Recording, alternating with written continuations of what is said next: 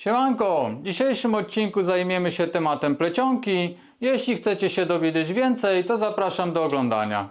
Taki efekt będziemy chcieli uzyskać. No i teraz chciałbym zaznaczyć jeszcze pewną rzecz, ponieważ sam sposób plecenia, który Wam dzisiaj pokażę, jest jak najbardziej prawidłowy, no ale przygotowanie tej plecionki nie jest do końca zgodne, jak to się mówi, ze sztuką, ponieważ samo przygotowanie tego rzemienia do plecenia wymaga dużo więcej czasu, niż dzisiaj Wam to pokażę w tym odcinku. Rzemień musi być cięty z całej skóry po okręgu. Dzięki temu otrzymujemy jeden długi rzemień. Później musimy go wyprostować, tak żeby jego krawędzie były równe, bo po cięciu właśnie po łuku on będzie się falował. Później musimy go przeciągnąć, żeby on nie zmieniał swoich wymiarów. Musimy sfazować mizdrę przy krawędziach pod skosem. No i dopiero będziemy mogli wykonać z niego jakąkolwiek plecionkę.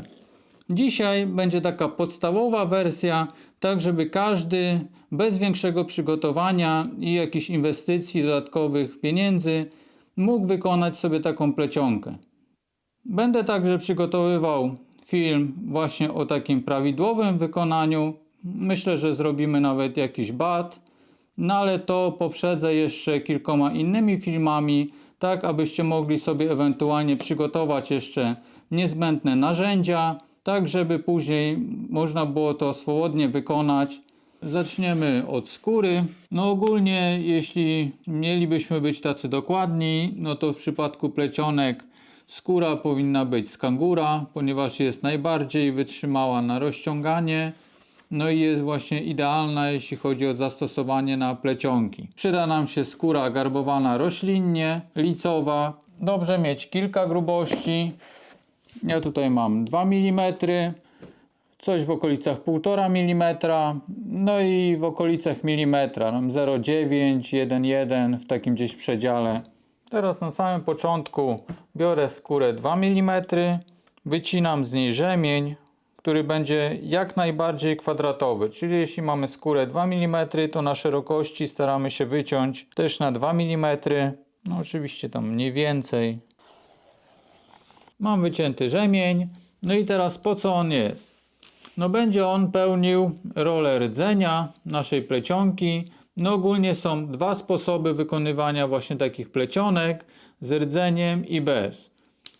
Ja preferuję robić to właśnie z wypełnieniem, ponieważ ta plecionka po zapleceniu jest bardziej stabilna. Jeśli tego rdzenia nie ma, to te rzemienie, jeśli je tak ściskamy, to one powiększają tu swoją objętość i ten cały splot się luzuje i potem dopiero jak zaciągniemy znowu, to znowu to wszystko się napina. Dzięki temu rdzeniowi, to wszystko jest stabilne dużo bardziej i nic takiego się nie dzieje. Tutaj akurat będzie wypełnienie z rzemienia, ale to może być sznurek, lina, cokolwiek innego, co będziemy mogli wsadzić do wewnątrz, nawet jakaś nitka gruba do szycia ręcznego, jak będziemy chcieli zrobić taką bardzo drobniutką plecionkę. Teraz muszę to sfazować, przyciskam ten rzemień do krawędzi linijki, dzięki temu on trochę bardziej stabilnie mi się trzyma przy fazowaniu.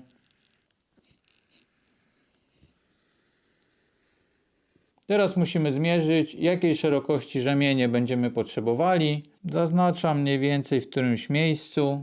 I teraz miarką muszę przyłożyć i zmierzyć obwód, tak orientacyjnie, bo do takiej drobnego sznureczka będzie ciężko. I muszę to na okrągło. Wychodzi mi mniej więcej 12 mm, więc potrzeba nam 4 rzemieni po 3 mm. Ja zazwyczaj dokładam troszkę do tej szerokości, ponieważ musimy jeszcze ten rzemień przeciągnąć. I on zazwyczaj po przeciągnięciu trochę właśnie jeszcze traci na szerokości, więc jeśli mam 3 mm, to wytniemy rzemienie na 4. I zajmiemy się teraz wycinaniem rzemieni. Na ułożonej linijce odmierzam 4 mm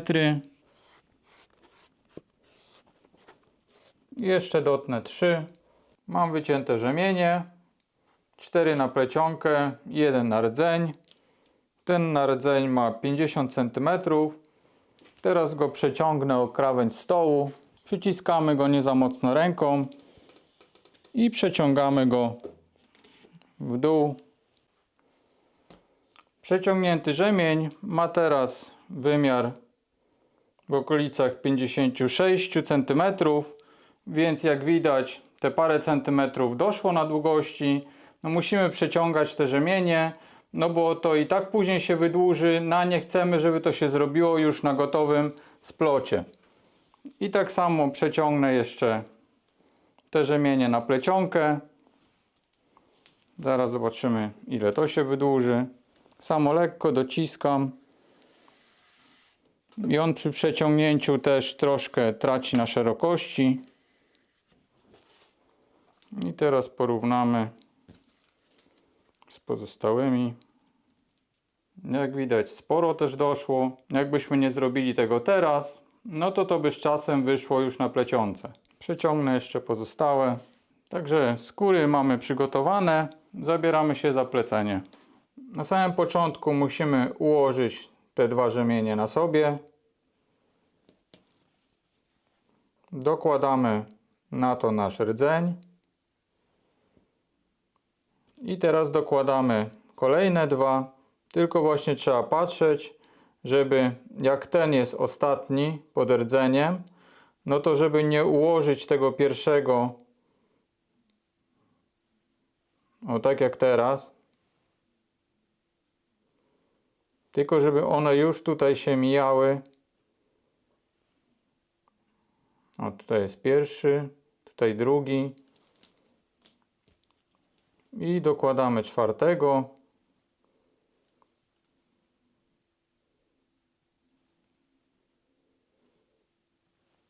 I jak mamy taką kanapkę złożoną, to teraz musimy związać ten nasz początek.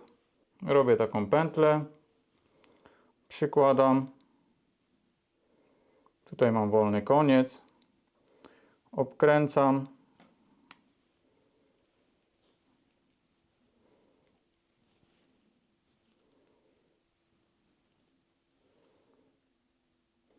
I teraz ten koniec nitki, którym okręcaliśmy, przewlekamy przez pętlę, a tym drugim końcem zaciągamy tą pętlę do wewnątrz i ten węzeł będzie pod tym naszym oplotem.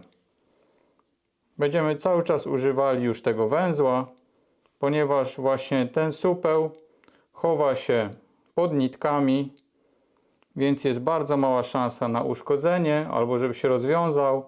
Dodatkowo ten oplot go dociska. Mam związane, a na końcach pętelka. Teraz podejdziemy do haka, gdzie zaczniemy pleść całą plecionkę. Jeśli ktoś chciałby się trochę poważniej zająć pleceniem, no to polecam mu się zaopatrzyć właśnie w takie ucho. Ja to przykręciłem do stołu. Zahaczamy nasz początek o hak. Ustawiam w taki sposób. No i tutaj są dwie metody. Jedna jest książkowa, druga jest moja. Nie wiem, czy ktoś tak jeszcze plecie, no ale mi akurat tą swoją metodą jest wygodniej. No ale najpierw ta książkowa, czyli musimy wyprowadzić te wszystkie rzemienie, żeby były na płasko na wierzch.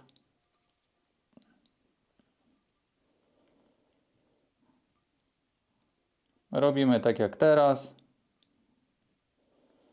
No i ten górny rzemień przechodzi między te dwa. Jest tak jak teraz. I znowu ten górny po drugiej stronie. Przeplatamy przez te dwa.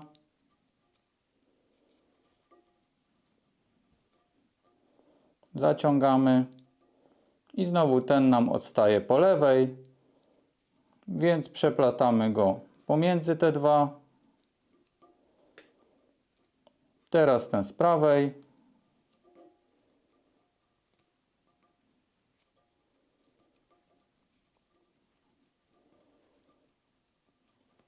Mamy coś takiego.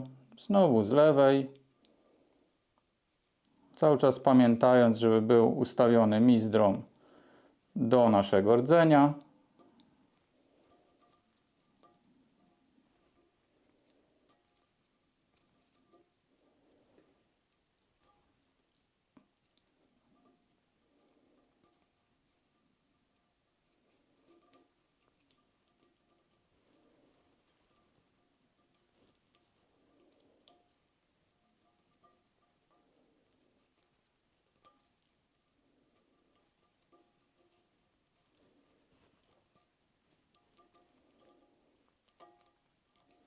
Wyszło nam na razie coś takiego.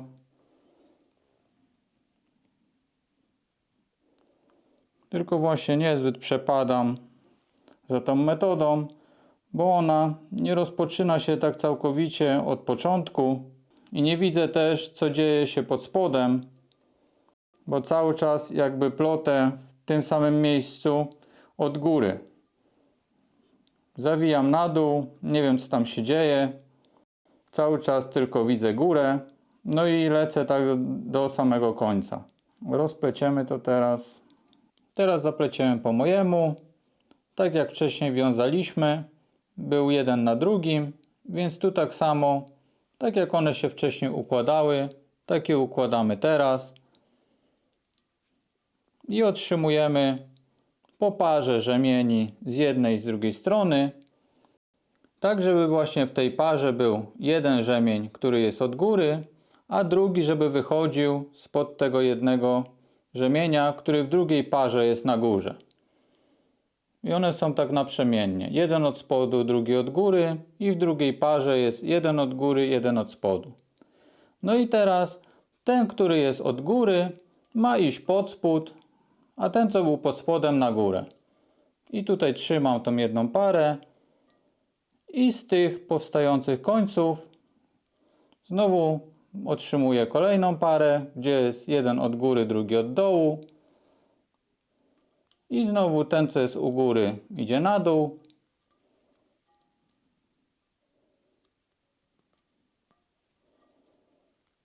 I obkręcam.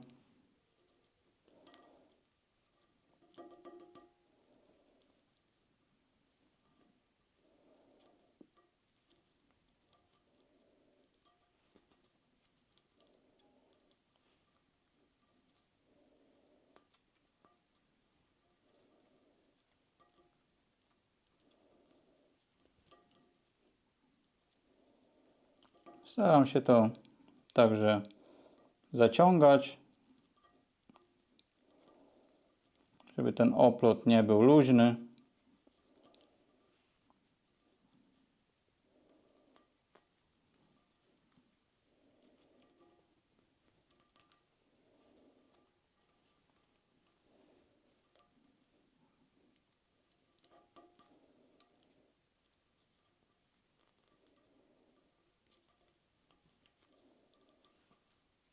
Cały czas ten, który był na górze, idzie na dół, a ten, co był na dole, idzie na górę.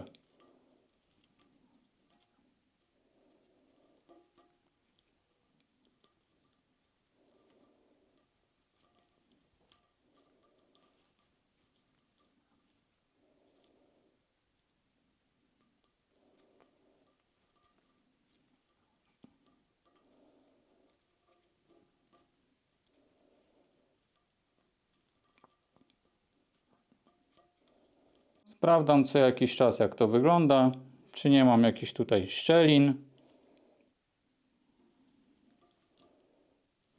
Jeśli jest ok, no to plotę dalej. Co do długości rzemieni w stosunku do naszego rdzenia, no to z reguły daję przynajmniej 1,5 raza. Jeśli mam wątpliwości, że może mi braknąć, no to wycinam szersze rzemienie trochę. No bo czasami skóra nie jest na tyle długa, więc jakby rekompensuję to szerokością rzemieni, no bo ten oplot jest po prostu dłuższy przez to, że ten rzemień jest szerszy. Więc na każdym razie zyskuję tam minimalnie tej długości. Będzie dość cieniutka ta plecionka. Zrobimy jeszcze za chwilę grubszą, bo chciałbym Wam pokazać, jak wychodzi to z trochę grubszej skóry. O, jak wspominałem, nawet jak ja chcę ścisnąć, to ten rdzeń trzyma tą całą plecionkę i nie da rady tego zgnieść. Jest bardzo stabilne. Powiedzmy, że w tym momencie chcemy zakończyć naszą plecionkę, więc ponownie węzeł, który pokazywałem wcześniej, robimy pętelkę, przykładamy, cały czas to musimy trzymać mocno, owijamy w stronę pętli, zaciągając też dość mocno.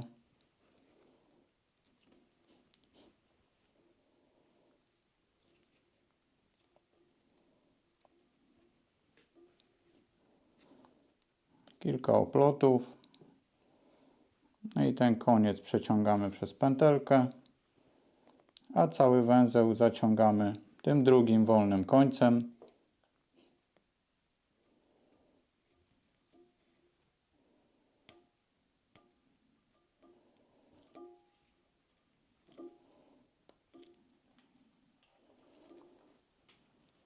Mamy czasowo związane. Ściągamy. Taką otrzymaliśmy plecionkę. Wyszło ładnie, równo i szczelnie. Nie ma tu żadnych prześwitów, dziur, ani widocznych szpar na przepleceniach. No i teraz, jak widać, ona jest taka dość przestrzenna. Każdy ten rzemień widać, że odstaje na tym drugim. Można to tak zostawić. Często właśnie tak robię.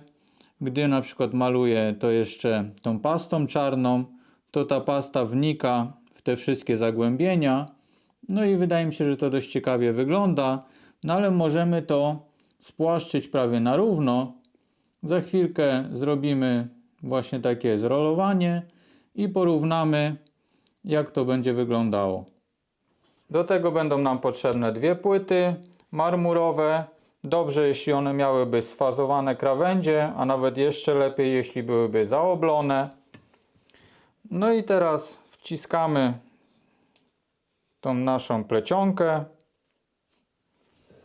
pomiędzy te płyty.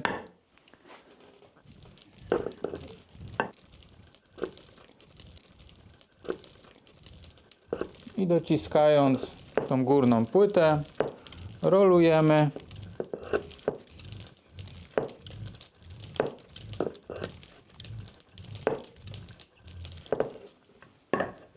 Tutaj z góry mamy zrolowane, a na dole nie. Mam nadzieję, że widać tą różnicę. Zroluję teraz cały i jeszcze wykonamy jedną plecionkę.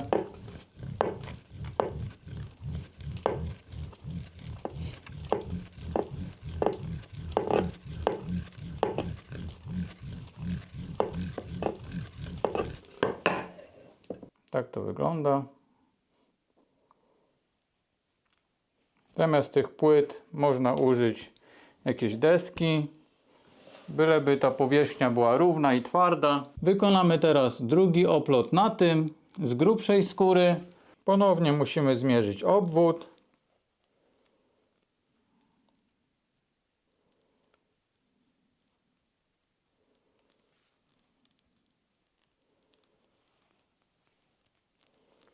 U mnie wyszło w okolicach 2 cm. Czyli dzieląc to znowu na 4, to mamy 5. Powiększam minimalnie ze względu na to przeciąganie, więc wytnę 4 rzemienie na 6 mm i wykonamy kolejną plecionkę. Z grubszej skóry tym razem. Tą pierwszą plecionkę robiłem ze skóry milimetrowej. Teraz użyję skóry 1,5 mm. Może będzie nawet to lepiej wszystko widać. Ponownie zbieram to w dwie pary, gdzie jeden rzemień jest z góry, a drugi wychodzi spod innego. I tak samo tu jeden rzemień jest z góry, a ten drugi wychodzi spod innego rzemienia. I ten co z góry znowu pod spód, ten co na spodzie do góry i tak non stop.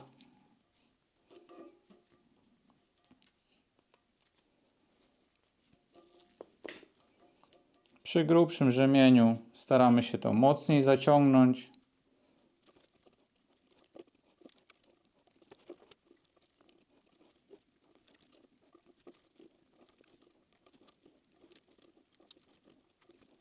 Staramy się układać tak rzemienie, żeby nie tworzyły nam się tutaj widoczne jakieś szczeliny.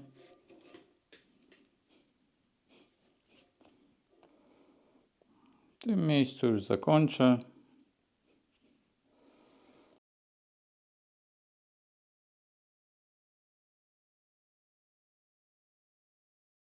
Taka wyszła plecionka z tej grubszej skóry. No widać, że całość jest w ogóle grubsza, jest bardziej przestrzenna. Wyszło też dobrze, ciasno. Przy zginaniu to się nie rozchodzi, więc jest ok. Tutaj jeszcze dla porównania z tą cieniutką. Zależy też jaki efekt chcemy uzyskać. Jeśli bardziej nam odpowiadają takie gładkie, równe plecionki, no to trzeba rolować. No jeśli takie bardziej przestrzenne, z takimi dziurami, rowkami, żeby to ewentualnie jakąś pastą antykującą albo farbą kontrastową pomalować, będzie na pewno fajnie to wyglądało. Jeszcze to za chwilkę zroluję. Tak już o porolowaniu. Na pewno ta struktura się ujednoliciła. Jest na pewno ten walec bardziej równy.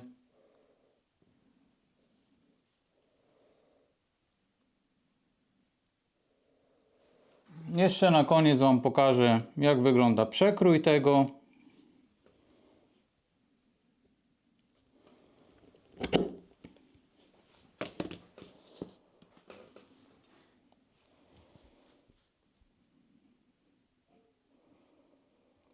To musi być maksymalnie zwarte, maksymalnie ściśnięte, żeby tam nie było żadnych wolnych przestrzeni.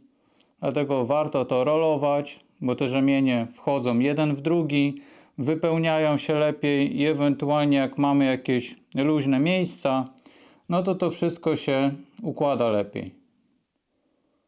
Także można tych oplotów robić mnóstwo, jeden na drugi, z cienkiej, z grubszej skóry, zależnie jaka jest potrzeba.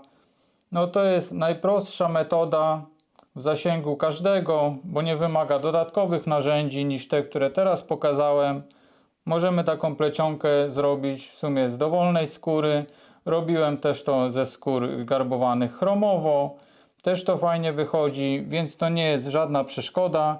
Jeśli chcemy po prostu zrobić taką plecionkę, no to ten materiał z tego filmu w 100% wystarczy. Jeśli będziemy chcieli zrobić coś poważniejszego, na przykład jak bat, no to wymaga większych przygotowań. O tym też będą filmy. Jeśli przed Tobą jest wykonanie Twojej pierwszej plecionki, to mam nadzieję, że dzięki temu filmowi będzie Ci to dużo łatwiej wykonać. Na dzisiaj to już wszystko. Jeśli się Wam podobało, zostawcie łapkę, komentarz do zasięgu i trzymajcie się. Cześć!